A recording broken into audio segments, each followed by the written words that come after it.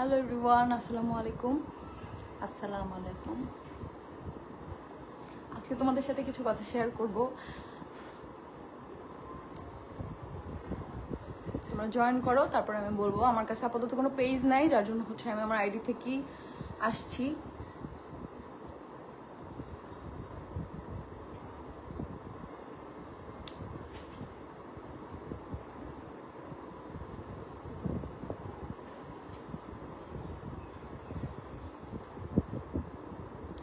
সবাই আমাকে বলতেছিল আমি কোথায়, আমাকে যারা ভালোবাসো তারা সবাই আমাকে বলছো যে আপু তুমি কই আসো। আমি অনেকেই রিপ্লাই দিচ্ছি আমি আমার আম্মুর বাসায়। কালকে রাত হয়ে গেছিলো দেখে আমি আসতে পারিনি, যেহেতু আলিশা আসছে আর এখন আমাদের গাড়ি নাই জানো। আর স্বামী ওই বাসায় ছিল না যে আমি স্বামীকে নিয়ে চলে আসবো, যার জন্য আমি আজকে আসছি। আজকে আমি কল দিচ্ছি স্বামীকে যে স্বামী আমাকে নিয়ে যাও। কারণ কতবার মানুষ কতদিন সহ্য করে। এই 3.5 বছরে ভাই বিয়ের 3 মাস পরে ফার্স্টে আমি জানতে পারি যে তার বউ আছে, বাচ্চা আছে, ঠিক আছে, যে আকসা আছে, দীপা আছে। তখন থেকে আমি এই মানুষটার কাছ থেকে দূরে যেতে চাই, বাট পারি না। ঠিক আছে, আজকে আমি তোমাদের সাথে সবকিছু বলবো, কিন্তু অনেক কথাই বলবো না, যেহেতু সে আমার বাচ্চার বাবা। তো আমি চাই না যে মানুষটাকে এত বছর আমি ভালোবেসে আসছি, এত ভালোবাসি আমি, তাকে ছোট করতে আমি চাই না। বাট কিছু কথা আজকে না বললেই নয়, কারণ দেখো সবার একটা সহ্য সীমা আছে, প্রত্যেকটা মানুষের, ঠিক আছে, একটা সহ্য সীমা আছে।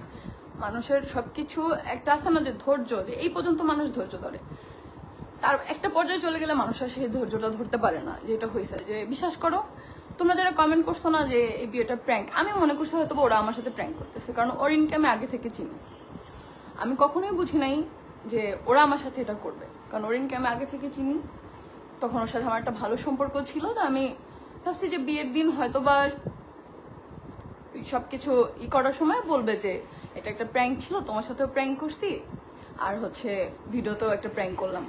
কিন্তু না, সে কি ভিডিও আপলোড দিচ্ছে আমি দেখি যে কেন বিয়ে করে নাই, আমি কষ্ট পাইছি। তাই আমি জানি এটার পিছনে আরো কারণ আছে, বিয়ে করে নাই এটা আমি তো কষ্ট পাইছি। আমি কাকির সময় কষ্ট পাই নাই, তখনও তো আমি কষ্ট পাইছি, তাও তো বিয়ে করছে। আর যদি আমার কষ্ট কথা ভাবতোই তাহলে কি আমার বাসায় মেয়েকে নিয়ে আসতো? আর অরিনকে আমি এটাই বলবো যে তোর সাথে আমার একটা ভালো সম্পর্ক ছিল, যেটা আর কখনোই হবে না। তুই কেন আসছিলি বা কি আমি জানি না, বাট তুই না আসলে কি অন্য কেউ আসতো, এখানে তোরে আমি কিছু বলবো না। তুই না আসলে অন্য কেউ আসতো, এটাই স্বাভাবিক। আল্লাহ আপনাকে ধৈর্য দিক। যাই হোক, আল্লাহ আমার যে এত ধৈর্য দিছে, আমি যে এই 3.5 বছরের কি ধৈর্য নিচ্ছে আমি আমার আম্মুর বাসায়, এই 3.5 বছরে এত ঝগড়া হয়েছে, সবাই জানো। মুক্তাপুর ভয়েস রেকর্ডটাও সবাই শুনছো। তো আমার তো আর বলতে হয় নাই, বলতে হয়েছে, আমার তো কিছু বলতে হয়নি, কারণ সত্য কখনো চাপা থাকে নাই। আমি কি কিছু বলছি নিজে থেকে? বলিনি। সত্য সবসময় বের হয়েই যায়, ঠিক আছে। তো সেখানে আমি একটা রাত এসে আমার আম্মুর কাছে থাকি নাই যে আমি রাগ করে বাসা থেকে বের হয়েছি। কোনো সময় কোনো কিছু বলো না? কখনোই বলি না। আর বাসায় সবাই একটা কথাই বলছো যে আমার আম্মুকে কেউ কিছু বলবা না। সবাইরে বলা এটা যে বলবা না, সবাইরে বলা। মানুষ আমার কাছে অল্প অল্প বলছে, এখন আর কি আপাতত, এখন আর কি নগদে আমি শুনছি কিছু কিছু কথা, যে সে নিষেধ করছে, এই জন্য বলিনি। অনেক সব বাসার আমার, ইভেন আমার যেই আন্টি রান্না করে তাকেও বলা, ইভেন মুক্তাপু যখন ছিল তাকে আমি বলছি যে তুমি কিছু বলবা না, আমার আম্মুকে অ্যাটলিস্ট কিছু বলবা না, আম্মু আমাকে তাহলে কখনোই এখানে রাখবে না, ঠিক আছে। তো আমি চাইনি আমার সংসারটা ভাঙো। দেখো আমি এক জায়গায় 8টা বছর চেষ্টা করছি, ঠিক আছে। কেন চেষ্টা করছি? সংসারটা টিকানোর জন্য, আমার বাচ্চাটার ফিউচারের জন্য। আর এখানেও আমি আলিশার জন্যই আমি চেষ্টা করে গেছি, যে হয়তোবা লাস্ট পর্যায়ে তোমাদের ভাইয়া বলবে যে এটা প্র্যাঙ্ক করছে আমার সাথে, কারণ এর আগেও কিন্তু প্র্যাঙ্ক করছে, তখন আমি রাজি ছিলাম না। অরিনকে নিয়ে যখন এর আগেও প্র্যাঙ্ক করছে আমি রাজি ছিলাম না এই প্র্যাঙ্ক ভিডিওতে, যে দেখো বিয়ে নিয়ে এসব প্র্যাঙ্ক আমার ভালো লাগে না। বাট এইবার আমি ভাবছি যে ওরা দুইজন মিলে আমার সাথে প্র্যাঙ্ক করতেছে, কিন্তু না, তারা সত্যি বিয়ে করতো। মানে ভাই, তাহলে আমি আসার পরে যেই মানুষের এত মানুষ লাগে, এত কাউকে লাগে, তাহলে সে কিভাবে আমাকে ভালোবাসে? সে কিভাবে দাবি করে যে সে আমাকে ভালোবাসে? আগেই ছেড়ে দিতা আপু। আমি চেষ্টা করব না, আমি কেন আগে ছেড়ে দিব? আমি একটা মানুষকে ভালোবেসে বিয়ে করছি, তারপরে তার বউ বাচ্চাকেও আমি মেনে নিছি, যেখানে বিয়ের আগে আমি জানতাম না। এটা সবাই জানে, সবাই, ওর ফ্যামিলি মেম্বাররাও জানে যে আমি জানতাম না দীপার বিষয়টা, দীপা নিজেও জানে। সবাই আমার সাথে হাইট করছে। আমাদের বিয়ে হয়েছে, আমাদের বিয়ের পরে আমরা ফার্স্ট কক্সবাজারে গেছি। এই আহাদের ফ্রেন্ডরাই হচ্ছে আমাদের টিকিট কেটে দিছে কক্সবাজার যাওয়ার জন্য। ওরা কেমন ফ্রেন্ড যে ওরা না আমাকে কিছু বলছে না দীপাকে কিছু বলছে, তো আমি কিভাবে জানবো? 3 মাস পর হচ্ছে আমাদের অফিসে আমার আর আহাদ দীপার সামনাসামনি হয়, যে তখন আমি জানতে পারি ওর বউ আছে, ওর বাচ্চাও আছে, আকসা ওর বাচ্চা। ঠিক আছে, যাই হোক ওই অফিসে কিন্তু ওর ভাইও তারপরে থাকতো। তো এই সোশ্যাল মিডিয়ায় সবাই তোমাকে একটা কারণে ভুল বোঝে আম্মু, তুমি এই সত্য কথাটা বলো। এই একটা কারণে ভুল বোঝে যে তোমার মতো একটা মেয়ে তুমি স্বামীকে কেন বিয়ে করাবা, এই একটার জন্য সবাই ভুল বোঝে। তুমি এই সত্যটা নিজের ঘাড়ে নিয়ে তারপর তুমি ভালোবাসার মানুষটারে তুমি এত ভালোবাসো যে এত বড় একটা ব্লেম তুমি নিজের ঘাড়ে নিয়েছো কেন মা? তুমি একটু বলো মা প্লিজ, তুমি একটু করো না, তুমি বলো। যাই হোক বলো না, পিছনে যা গেছে গেছে, আমি কিছু বলবো না। হ্যাঁ আপু তুমি এখন কোথায়? আমি আমার আম্মুর বাসায়। আপু মেয়েদের তো একটাই ঠিকানা, আর কোথায়? মা সর্বশেষ হচ্ছে মা। তুমি যাই করো না কেন, মানুষ তোমাকে শুধু ঠকাবে, তোমাকে কষ্ট দিবে, তোমাকে ব্যবহার করবে, কিন্তু সবশেষে হচ্ছে মা। মা ছাড়া আর কিছু নেই। আমি এর আগেও হচ্ছে যখন স্বামী বাসায় ছিল এইগুলো নিয়ে ঝগড়া হলে আমি চলে আসতে চাইতাম, যে দেখো আমার পক্ষে সম্ভব না, ঠিক আছে, আমার পক্ষে সম্ভব না এত কিছু মেনে নেওয়া। হ্যাঁ আমি, তোমার বউ আছে দীপাকে আমি মেনে নিছি, আখিকে তুমি বিয়ে করে আনছো আমি আখিকে মেনে নিছি, আর কাউকে আমার মেনে নেওয়া সম্ভব না। তাহলে তুমি আমাকে ছাড়া থাকো, তবে তুমি 10টা বিয়ে করো, তা আমাকে তোমার লাইফে কেন দরকার? সে বারবার এটাই বুঝাইতেছে সে আমাকে ভালোবাসে। আমি বুঝি না ভালোবাসাটা কেমন। আমি তোরে ভালোবাসি, আমি তো অন্য পুরুষের কথা চিন্তা করতে পারি না। আমি তো কোনোদিন আজ পর্যন্ত কেউ বলতেও পারবে না যে আমি সিঙ্গেল একটা ভিডিও বানাইছি কারোর সাথে, কন্টেন্টের জন্য কোনো ছেলের সাথে কাপল ভিডিও বানাইছি।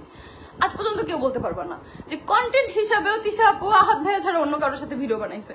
আর যে জায়গায় তোমার বাস্তবে থাকা সম্মান তো নাই মা, দূরের কথা। সেই জায়গায় আমি তোমার কোনোদিনও যাইতে দেবো না, যে জায়গায় তোমার এতটুকু সম্মান নাই।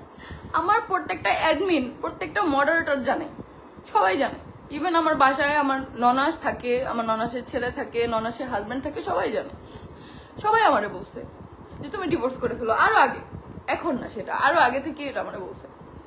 আমি করি নাই, আমি শুরুতে আমি ডিভোর্স করে দিতে চাইছি কখন, যখন জানছি দীপা আসছে তখন। যে আমি তখন বিশ্বাস করে আমি এত ভেঙে গেছিলাম যে আমি 8টা বছর এক জায়গায় এত কষ্ট করে আমি ভালোবেসে একজনকে বিয়ে করছি। দুই পক্ষ কথাই হয়েছিল ডিভোর্স হয়ে। হ্যাঁ ডাইরেক্ট যখন আমি এবং আমার পরিবার জানতে পারছে ওর বউ বাচ্চা আছে, একদম ডিভোর্সের কথা পর্যন্ত চলে গেছে। সেখান থেকে তোমাদের ভাইয়া ওর হাত এই থেকে এই পর্যন্ত কাটা, একদম এই পুরাটা ওর হাতের এখান থেকে কাটা। ও সুইসাইড অ্যাটেম্প করছে। ও যে মানে আমি বলবো না যে আমি মনে হয় ওর জন্য কোনো কিছু করতে পারি নাই, ঠিক আছে, আমার লাইফে এটা মনে হয় আমার ব্যর্থতা। আমি মনে হয় ওরে ভালোবাসতে পারি নাই, বা আমি ওর জন্য কিছু করতে পারি নাই। ঠিক আছে, তোমার বাচ্চাদেরকে নিয়ে একা থাকো। আখি লাখ টাকা ইনকাম করতেছে, আপু আমার মার বাসায় থাকলে আমার লাখ টাকা ইনকাম করতে হবে না। তোমার মিডিয়া জগতে থাকার কোনো ঠিক দরকার আছে, নেই। আমার লাখ টাকা, তাহলে আমি যে নতুন পেজ খুলে নতুন পেজ থেকে লাইভ আসতাম, কারণ ওই পেজটা আমার কাছে কিছু নাই, সবই তোমাদের ভাইয়ার কাছে। এটা ভালো করে জানো। আমি লাগবে না ওগুলো, কিচ্ছু লাগবে না। সিঙ্গেল, আমার এনআইডি কার্ডও নাই, কোনো ব্যাংক অ্যাকাউন্ট বা কোনোদিন আমার কোনো অ্যাকাউন্টে 10,000 টাকা কোনোদিন ট্রান্সফার হয়েছে এরকম কেউ বলতে পারবে না। শুধু আমি না, এটা বাসা তুমি আরিফ মামারে বলো, আরিফ মামার বউরে বলো, প্রত্যেকে জানে, প্রত্যেকে, আমার শ্বশুর শাশুড়ি সবাই জানে। না করছো কি সংসারটার জন্য, সংসারটা ঠিকানার আমি মনে হয় কিছু করতে পারি নাই, ঠিক আছে, না করছো, আমি কিছু করতে পারি না, আমি ব্যর্থ। তো সমস্যা নেই, সে এখন 4টা না 10টা বিয়ে করে থাকুক, আমার কোনো সমস্যা নেই। যারে মন চায় তারে বিয়ে করে থাকুক, যা মন চায় তাই করে থাকুক। আমি ওকে ফোন দিছি, ফোন দেওয়ার পরে একটা কথাই আমার মেয়ে বলছে যে আম্মু আমি আলিশাকে বাবাহারা করতে পারবো না, আমি আয়াতকে মাহারা করছি, আলিশাকে আমি বাবাহারা করতে পারবো না। আমি স্তব্ধ হয়ে গেছি যে এই কথা বাবা করতে পারবো না, আমার আলিশাই এই লাস্ট 2 দিন ওর বাবার কোলে যায়ও নাই। এখন ওর বাবা আসছে, ও ঘুরে গেছে। ও সকালবেলা ফোন দিয়ে স্বামীকে যে স্বামী আমি আসবো, তখন আমি শুধু তাকাই আছি। আমি এটাই চাইছিলাম যে ফোন দিয়ে বলুক যে আমি আসতেছি, আমি এটার অপেক্ষায় ছিলাম। আমি ওরে আর যাইতে দেবো না। আমি যাওয়ার জন্য আসিনি, কারণ আমি অনেক অনেক ভেবে চিন্তে আমি চলে আসছি। কারণ আমি এমন না যে এর আগেও আমি রাগ করে আমার আম্মুর কাছে আসছি, তোমরা জানতা যেহেতু আমরা ব্লগ করি। না, এই কোনোদিন বলতে 3.5 পারবে না। বছরে কোনো সময় তুমি আসা তো দূরের আমি কথা, বলিও নাই কোনো ঝগড়া সময় লাগবে। বলো না যে আম্মু এটা হয়েছে, কখনো বলি নাই যে আম্মু এই ঝগড়া হয়েছে বা এটা করতেছে বা এই কিছু।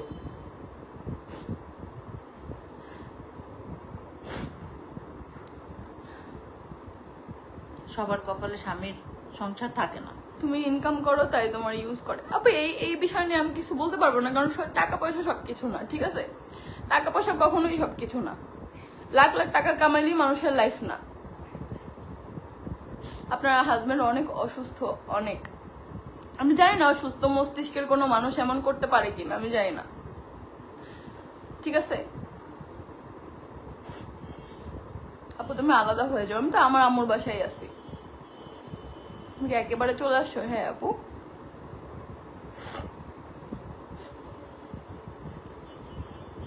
আমি আমার আম্মুর বাসায় চলে আসছি। কখন? সেই ঘুম থেকে উঠে 12টার পরে চলে আসছি, বুঝো নাই? পৃথিবীতে কোন মেয়ে আছে যে তার হাজবেন্ডকে বিয়ে করাইতে পারবে? পারবা কেউ? তাহলে আমি কেন পারবো? আমি কি মেয়ে না? কিসের জন্য?